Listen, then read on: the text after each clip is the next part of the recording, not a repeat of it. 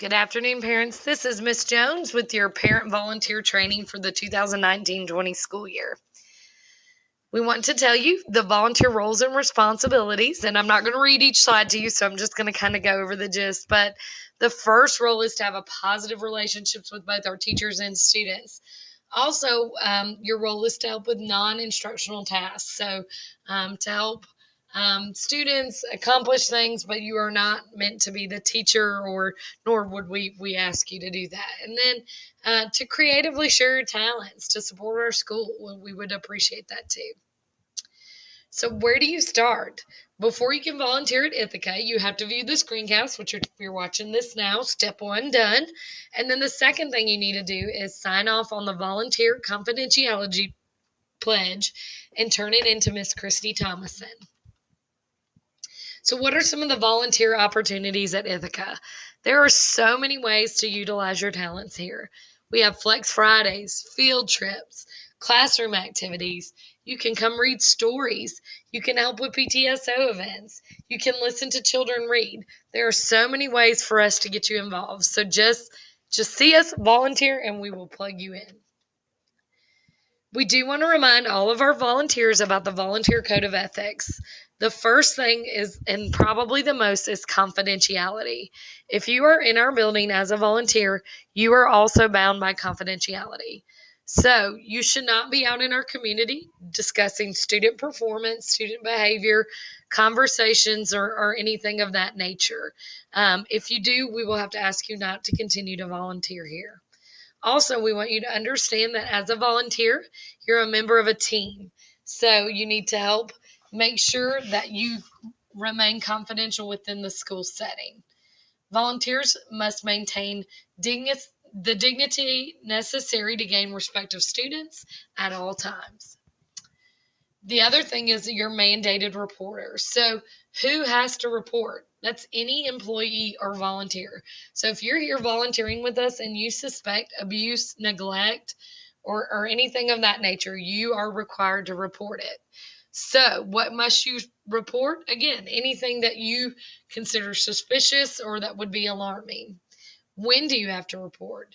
You have up to 24 hours from the time that you had reasonable cause to believe that you needed to report. So who can you report suspected abuse to?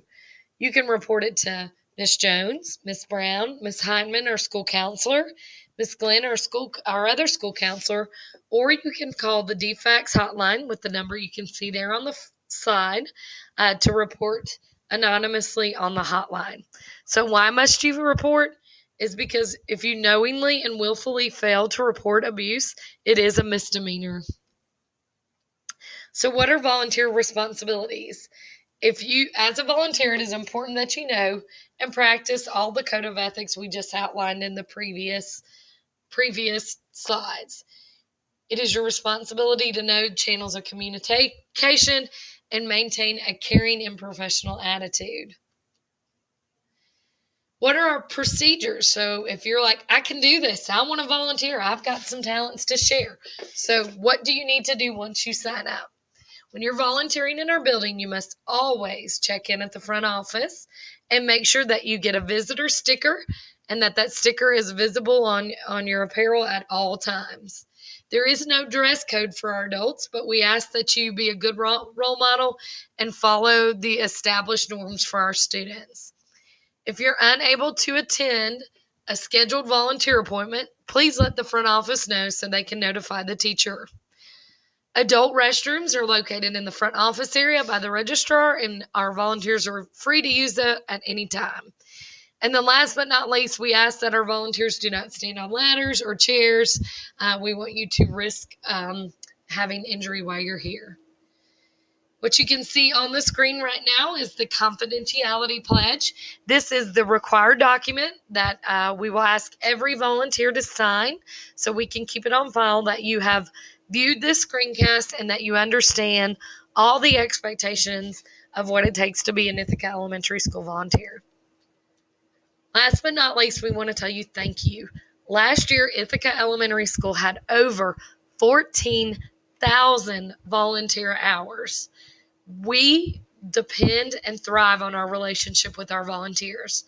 We welcome not only you, but your spouses, your grandparents, community members. We welcome volunteers and we like to see them in our building. So we hope that this will help get more people involved and make the training easier. And we hope to see you in our school. Thank you.